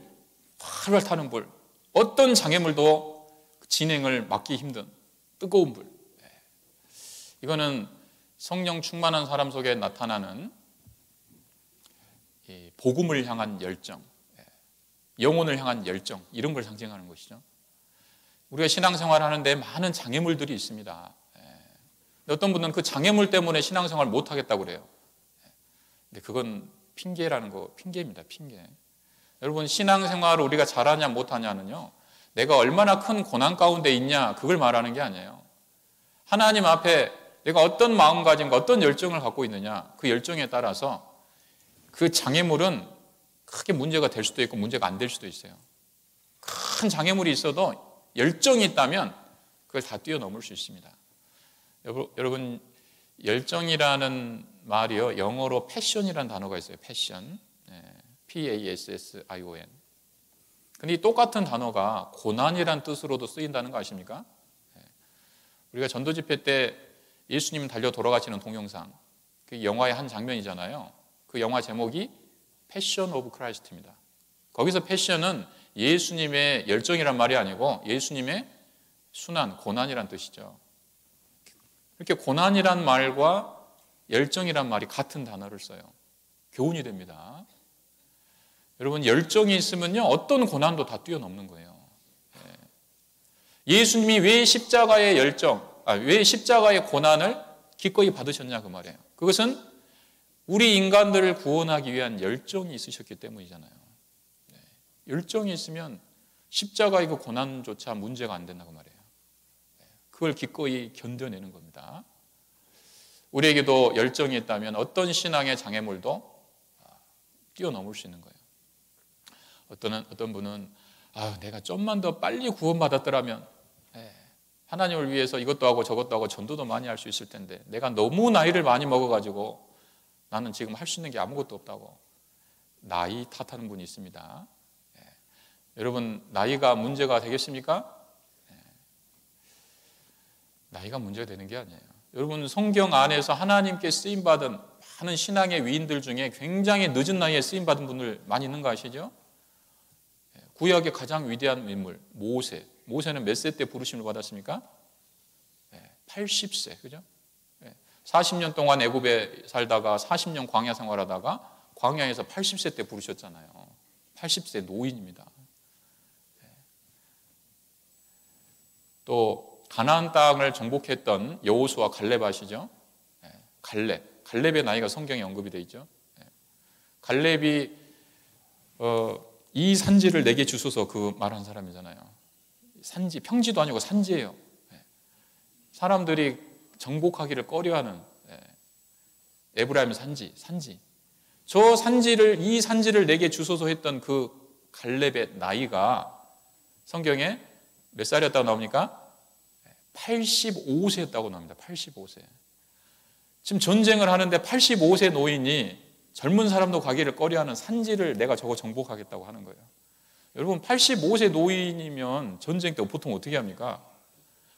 젊은 사람들 나가서 싸우고 나는 뒤에서 저렇게 지원해 줄게, 지원. 그렇게 해도 다 이해할 수 있잖아요. 근데 이분이 저 산지를 내게 달라고. 하나님이 나와 함께 하시면 내가 저거 취할 수 있다. 열정이 있는 거예요, 열정이. 열정이 있으니까 하나님이 끝까지 갈렙을 쓰시잖아요. 그거 취했습니다. 그죠? 여러분, 나이는 뭐에 불과하다? 숫자에 불과한 거예요. 이렇게 이 남자분들만, 그리고 형제님들만 그런 게 아니고요. 자매님들 중에도 초림하시는 그 주님, 초림하신 주님, 그때 초림하시는 주님을 만날 거라고 하는 그 계시를 받고 그 기다렸던 사람들 이야기가 나오죠. 시므온, 그리고 여자 안나라는 사람 나오죠. 안나가 초림하시는 주님을 만났을 때 나이가요. 그러니까 성경에 결혼한 지 7년 만에 과부되고 84년간 성전에서 주님을 섬겼다고 나오거든요. 그러면 도대체 그때 이제 그 다음에 초림하시는 아기 예수님을 만나게 되는데 그때 나이가 몇 살이에요 도대체? 결혼한 지 7년 만에, 그러니까 결혼을 좀 빨리 했다고 하면 늦게 할수록 나이가 많아지는 겁니다. 빨리 했다고 치고 한 20살 때 했다고 해보죠. 그리고 7년 만에 과부가 됐어요. 그럼 27살이잖아요. 그리고 84년간 성전에서 봉사했어요. 몇 살입니까? 111살이에요. 111살.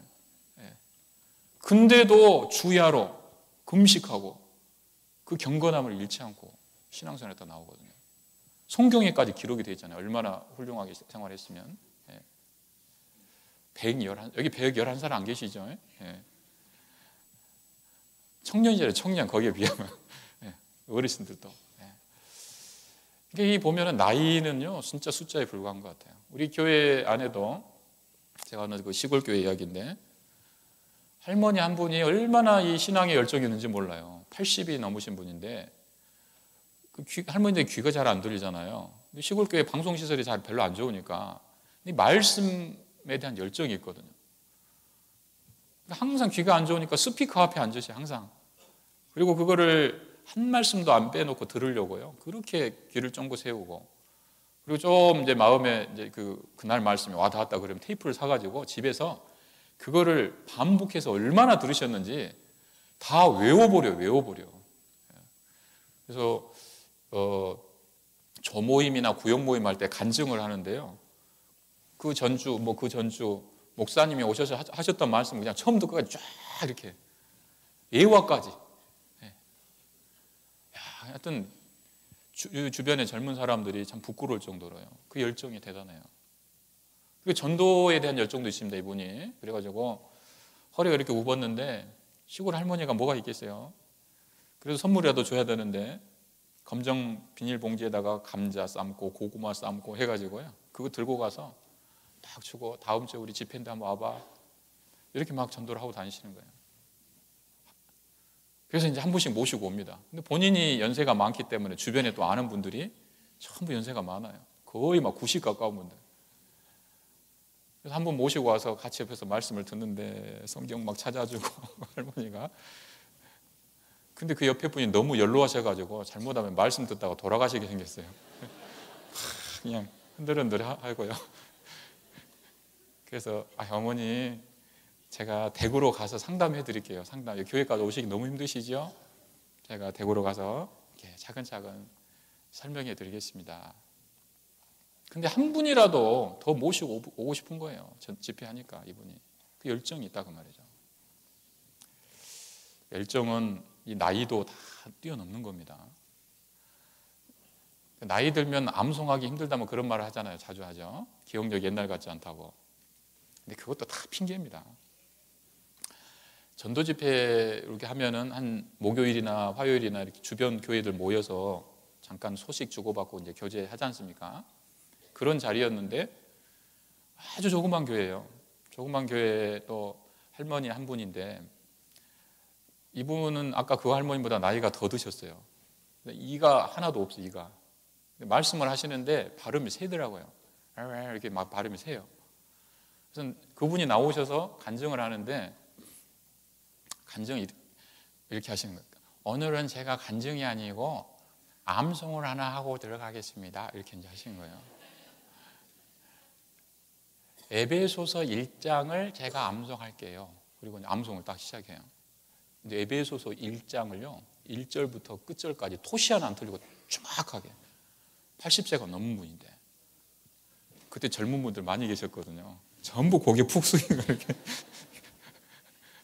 근데 이 할머니가 들어가시면서 한마디 더 하셨는데 멘붕이 된 거예요. 사실은 제가 에베소서 6장까지 다 암송을 하려고 그랬는데 이분이 1장부터 6장까지요 다 암송하는 분이에요. 근데 그렇게 하면 다른 분들이 간증할 시간이 없을 것 같아가지고 제가 1장만 한 겁니다. 그리고 들어갑니다.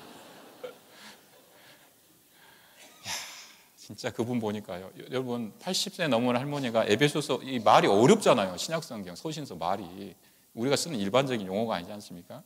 그거를 토시 하나 안 틀리고 다 암송하기까지 시간이 얼마나 걸렸겠어요. 외우고 또 외우고 또 외우고.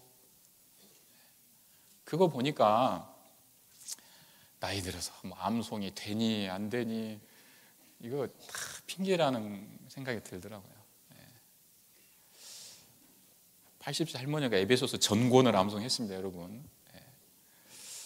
자, 우리가 주일 암송문 해야 돼요. 주일 암송은 주일 암송은 안 보고 해야겠죠. 한번 해보세요. 마음 먹으면 됩니다. 그래요. 하여튼 열정이 있으면 나이 같은 거 뛰어넘어요. 또 어떤 분은 신앙생활을 하려고 해도 돈이 있어야 하겠더라 이렇게 경제적인 거 핑계대는 분이 있잖아요. 근데 그것도 맞지 않습니다. 열정이 있다면 가난한 거 뭐 그런 거 다 뛰어넘어요. 성경에 하나님을 위해서 헌신했던 사람들의 그 면면을 보세요. 성경에 기록되어 있는 사람들, 헌신 이야기할 때 성경에 기록되어 있는 사람들, 부한 사람, 막 세상적으로 훌륭한 사람, 그런 사람 거의 없습니다. 구약에서 가장 감동적인 헌신 이야기가 사르밧 과부 이야기, 그죠? 사르밧 과부, 그냥 기근이 들어서 아들하고 마지막 음식 해먹고 죽으려고 하는 그 찰나에 엘리야가 왔잖아요. 하필이면 그때 또 왔어요. 엘리야도 참 불쌍하죠. 이세벨한테 쫓겨가지고 숨어서 까마귀가 물어다 준 거 먹고 살고 있었는데 야 저기 사르밧에 가봐. 너 후원할 사람 하나 있어. 거기 가봐. 가봤더니 누구예요? 사르밧 과부. 마지막 남은 곡식가루 기름 그걸로 음식 해먹고 죽으려고 하는 그 찰나에 간 거죠. 참 엘리야도 참 기구하죠, 그죠? 그 상황에서 엘리야가 하나님 말씀 그대로 전하잖아요. 저는 그렇게 못할 것 같은데요. 인간적으로 보면 당신이 그거 먹으려고 하는 거 그거 당신 먹지 말고 나를 위해서 만들라고 나를 위해서 음식 만들라고. 그리고 그러면 대신 약속을 하죠. 하나님이 당신을 지켜줄 겁니다. 하나님이 그렇게 하라고 이제 시키신 거죠. 하나님이 당신 지켜주실 겁니다. 여인이 어떻게 했습니까? 벼룩의 간을 빼먹지 이걸 달라고 하냐고. 예. 육신적으로는 그런 생각이 들었겠죠. 근데 여인이 믿음의 여인이었죠. 그대로 순종하잖아요. 그거 드렸죠. 어떻게 됐습니까? 예. 기근이 3년 이상 계속 이어졌는데요, 기적이 일어났습니다. 분명히 딱딱 긁어가지고 가루 하나도 없이 다 드렸는데 다음날 가보니까 또 들어있어요. 기름도 다 부었는데 다음날 가보니까 또 들어있고 또 들어있고. 그러기를 3년. 다른 사람들은 그 기근 때 다 굶어 죽었어요. 그 마을 사람들은. 그러니까 이 과부하고 아들도 그런 일이 없었다면 아마 다른 사람들처럼 굶어 죽었겠죠. 성경에도 그런 일이, 이런 그런 이야기가 기록될 필요가 없을 겁니다. 그런데 믿음으로 그렇게 하니까요, 하나님이 지켜주시잖아요. 뭐 신약성경에 나오는 과부의 두 랩돈 이야기라든지 옥합을 깬 마리아라든지, 아까 찬양 부르셨죠? 옥합을 깬 마리아. 전부 여유 있고 넉넉한 사람들이 아니에요. 우리가 똑같은 서민들, 또 오히려 더 힘들고 가난한 사람들, 그거를 하나님이 귀하게 보시잖아요. 그걸 믿음으로 드리는 거. 열정이 있으니까요, 믿음을 가지고 드리는 거예요. 드리면 하나님이 또 지켜주시는 겁니다. 그 믿음을 가져야 되죠. 건축을 하다 보면 건축하는 곳에 그런 그 옥합 깨는 이야기들이 많이 있잖아요. 이것도 저기 수도권의 어떤 교회인데요, 건축을 하다 보면 보통 처음 예산했던 것보다 비용이 많이 들어가지 않습니까? 건물이 다 올라갔는데 헌금이 딱 떨어진 거예요. 더 들어간 거죠. 그리고 형제 자매님들 허리띠를 졸라맬 대로 졸라매가지고 더 이상 뭐 이제 여유도 없고, 그런 상황에 쭉 이제 그 이야기를 형제 자매님들이 이제 공유를 하면서 기도를 하고 있는 겁니다. 근데 그 이야기를 그 교회에서, 이번에도 주인공은 할머니입니다. 할머니들의 신앙을 응원합니다. 이분이요, 할머니인데 너무 어려운 분이에요. 교회에서도 조금 이제 경제적으로 힘들고 그러면은 우리가 좀 관심을 갖는 분들이 있잖아요. 그래서 명절 때 조금 선물이라도 하고, 그 정도 좀 힘든 분입니다. 근데 이분이 건축 작정을 할 때 본인이 너무 여유가 없기 때문에 함께 하지 못한 거예요, 처음에. 그게 내내 이제 마음에 걸려 있는데 교회가 이제 힘들었다는 이야기를 들은 거죠. 너무 마음이 안 좋은 거예요. 그래가지고는요, 이분이 결단을 내린 겁니다. 그래서 주일날 아침에 나오실 때요, 하얀 손수건에다 뭘 싸가지고 뭉뚱한 걸 딱 들고 오셔가지고, 자, 들어오면 이제 헌금함 있지 않습니까? 거기에다가 그 뭉뚱하게 싸가지고 온 거를 집어 넣으려고 막 하는 거예요. 근데 이 헌금함 여기 들어가는데 봉투 들어가기 조그맣게 돼 있는데 이게 안 들어가잖아요. 옆에 회계 집계하는 형제님이 딱 보시니까, 아니 어머니 왜 그러세요? 아니 내가 이걸 넣으려고 그러는데 안 들어간다고. 아 이거 뭔데요? 하얀 손수건을 열어보니까 금목걸이, 금반지, 은반지, 가락 이런 거 있잖아요. 이 할머니 폐물입니다. 폐물. 전 재산 집에 모아놓은 거. 그걸 왜 갖고 계셨을까요? 뭐 몸이 아프면 남의 신수 안 지고 병원에라도 가려고 마지막으로 가지고 계셨던 건 것 같습니다. 그거를 들고 오신 거예요. 그리고 그 안에다 그걸 넣으려고 하는 겁니다. 할머니가 힘들게 산다는 것을 다 아는데 형제 자매님들이 그걸 들고 오셔서 넣으려고 했다는 이야기가요, 조용히 막 전해진 거예요. 그 할머니 그렇게 했다고. 여러분, 그런 이야기를 들으면 우리 마음이 어떻습니까? 격동이 되죠. 격동. 그럼 불은 번지는 거예요, 그죠? 불은 번져요. 형제 자매님들이요, 그 할머니가 그렇게 했다는 이야기를 쭉 이제 알게 된 겁니다. 저 할머니도 저렇게 하는데 우리가 힘들지만 조금만 더 힘을 냅시다. 그래가지고요, 아주 막 너나 할 것 없이 다시 또 마음을 모아가지고 남은 이제 그 공사를 해야 되는 거 이상으로, 그 비용 이상으로 넘치게 나와가지고 건축이 마무리된 그런 예가 있습니다. 자, 그 건축할 때만 하는 곳마다 가서 좀 이야기를 들어보면 그런 분들이 꼭 있더라고요. 옥합을 깨는 분들이 있어요. 그 이야기만 모아가지고 간증집 만들면 좋을 것 같아요. 아주 훌륭한 우리 신앙의 교훈을 줄 수 있을 것 같습니다.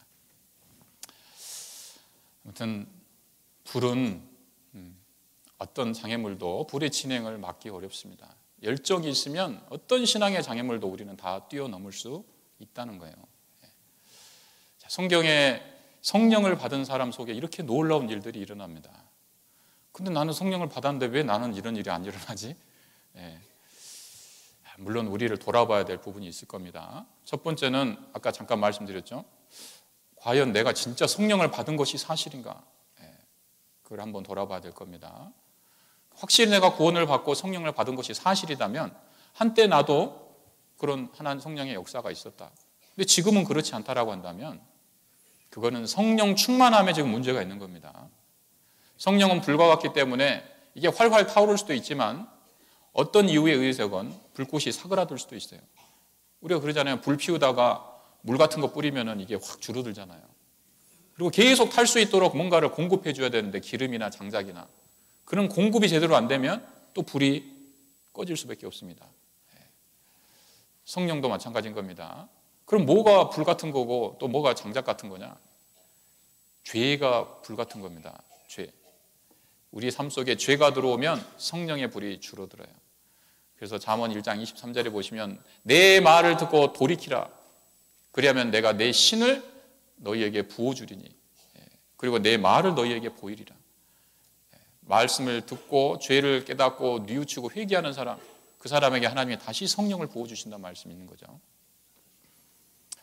그래서 죄를 돌이켜야 됩니다. 그 다음에 계속 탈 수 있는 연료를 공급해야 됩니다.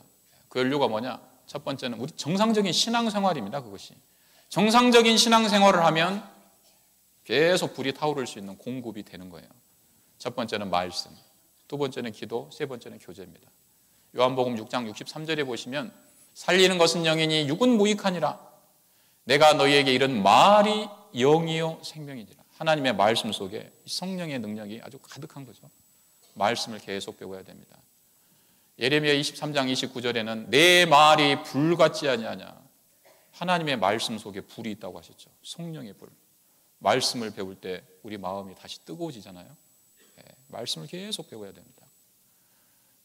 그 다음에 기도. 성경에 성령 충만한 이야기를 또 성령 받은 이야기 주변을 살펴보면요. 기도에 관한 말씀이 많아요. 오순절 성령 강림도 뭐 하다가 받은 겁니까? 마가의 다락방에 모여서 기도하다가. 사도행전 4장에 보면 또 빌기를 다하매 무리가 성령이 충만하여 하나님의 말씀을 담대히 전하니라. 빌기를 기도했단 말이죠. 그러니까 또 하나님의 성령 충만하게. 여러분 성령 충만하기를 원하십니까? 그렇다면 기도하세요. 기도하고 구하십시오. 누가복음 11장에 보면요. 시간 관계상 지금 찾지 않고 계속 그냥 말씀드립니다. 누가복음 11장에 보면 구하라. 그리하면 받을 것이요. 두드리라 열릴 것이요. 찾으라 찾을 것이요. 두드리라 열릴 것이니. 뭘 구하고 뭘 두드리고 뭘 찾으라는 거예요.